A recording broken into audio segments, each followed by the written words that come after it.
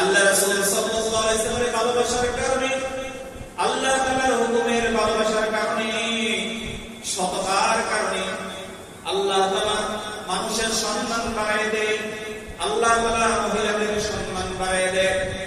আমরা সকলেই জানি ওমর রাদিয়াল্লাহু তাআলা দেশের প্রেসিডেন্ট। ওমর রাদিয়াল্লাহু তাআলা রাত্রের বেলা অন্ধকারের মধ্যে ঘুরতেছে ফিরতেছে। ওমর রাদিয়াল্লাহু তাআলা রাত্রের বেলা ঘুরে ঘুরে খবর নিচ্ছে। অনেক রাতে একটা বাড়ির মধ্যে মিটিমিটি আলো জ্বলতেছে, আর ওমর রাদিয়াল্লাহু তাআলা কথার কিছু আওয়াজ পাইতেছে। ওমর রাদিয়াল্লাহু তাআলার সাথে একজন সঙ্গী নিয়ে ঘরের পাশে দাঁড়িয়ে দাঁড়িয়ে শুনতেছে কি বলে। মা বলতেছে, দুধের মধ্যে পানি দাও, দুধটাকে পানি একটু বাড়াও, দুধের মধ্যে পানি দাও। মেয়েটা বলতেছে, মা দুধের মধ্যে পানি দিব, দুধ বাড়াবো, দুধ বাড়াইলে টাকা বেশি আসবে। মা বলতেছে, আমাদের টাকার বেশি প্রয়োজন। তখন মেয়ে বলতেছে, মা ওমর রাদিয়াল্লাহু তাআলা বলেছেন খাবারের মধ্যে কোনো কিছু মিশানো যাবে না। ওমর রাদিয়াল্লাহু তাআলার আদেশ তুমি কি মানো না? মা বলার পরে, মেয়ে বলার পরে মা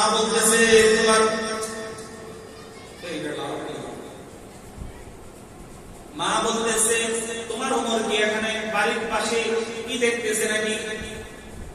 মেয়ে বলতেছে, মেয়ের ইমানের কতটুকু জোর, মেয়েটা কত ইমানের উপরে কত জোর। মেয়েটা বলার পরে, মা বলার পরে মেয়ে বলতেছে, মা ওমরের আদেশকে তুমি মানো না? মা বলতেছে, ওমর তো দেখে নাই আমাদের টাকার প্রয়োজন। মেয়ে বলতেছে, না মা, ওমর না দেখলে কি হবে? যিনি মহান রব, যিনি স্রষ্টা আল্লাহ তাআলা, সেই আল্লাহ তাআলা আমাদের এই কার্যকলাপটা দেখতেছে। সুবহানাল্লাহ। সে মেয়েটার ইমানের কতটুকু পাওয়া, ইমানের কতটুকু শক্তি, ইমানের কতটুকু অন্ধকারের ভিতরে কেউ দেখে নাই, কেউ শুনে নাই, কেউ বুঝে নাই, কিন্তু ওমর রাদিয়াল্লাহু তাআলা আদেশকে মা এবং মেয়ে কথোপকথন বলতেছে। মার ইমান থেকে মেয়ের ইমানটা অনেক মজবুত। সুবহানাল্লাহ। কিন্তু এই ঘটনাটা কে দেখছেন? ওমর রাদিয়াল্লাহু তাআলা শুনতেছেন। ওমর রাদিয়াল্লাহু তাআলা এখান থেকে চলে গিয়ে ওমর রাদিয়াল্লাহু তাআলা বলতেছেন, এইটার জন্য একটা পুরস্কৃত করতে হবে, মেয়েটাকে এমন একটি পুরস্কার দিব যেই পুরস্কার সে পেয়ে সন্তুষ্ট হবে। সুবহানাল্লাহ। ওমর রাদিয়াল্লাহু তাআলা উনি বাড়িতে যাওয়ার পর ওমর রাদিয়াল্লাহু তাআলা উনি খাস দরবারে যেখানে মিটিং করে বিচার ব্যবস্থা করেন দেশ চালানোর জন্য, পরিষদের মধ্যে মেয়েকে ডাকাইলেন, মাকে ডাকাইলেন। মেয়ে মা আশ্চর্য হয়ে গেলেন, ওমর কেন আমাদেরকে ডাকাইলেন?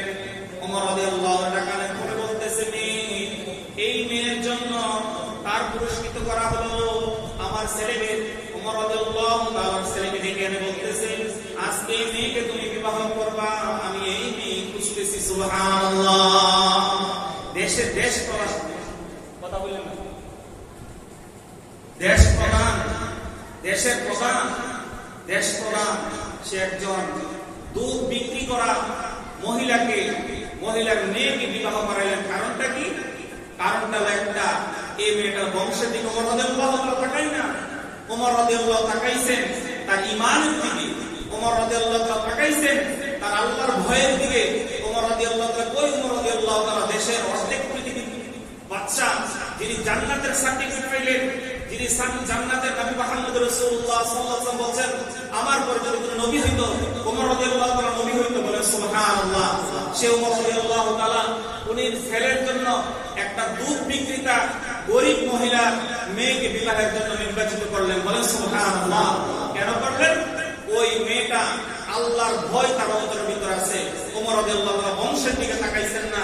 ওমর রাদিয়াল্লাহু তাআলা বর্ণনা আসছে, এই মেয়ে, এই মহিলাই পঞ্চম খলিফা ওমর ইবনে আব্দুল আজিজ বংশ ক্রমায় এই সৃষ্টি হয়েছে এই আল্লাহ ওয়ালা মহিলার কারণে।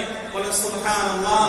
এই কারণে আমরা যখন কোন মেয়ে নির্বাচিত করব, নিজের ছেলের জন্য, পরিবারের জন্য মেয়েটাকে অগ্রাধিকার দিব, তার আদর্শ, তার আল্লাহর ভয় অন্তরের মধ্যে দিব। আর আমরা এটাকে চিন্তা করি, কারণ একটা নেককার মেয়ে, একটা নেককার নামাজ পড়া মেয়ে, কোরআন তেলাওয়াত করা মেয়ে, ইসলামে যে মেয়েটা কোরআন পড়ে, যে মেয়েটা 5 ওয়াক্ত নামাজ পড়ে, যে মেয়েটা কোরআন তেলাওয়াত করে, সত্য কথা বলে, এই মেয়েটার ভিতর থেকে, এই মেয়ে থেকে আল্লাহ ওয়ালা জন্ম হবে। বলেন সুবহানাল্লাহ।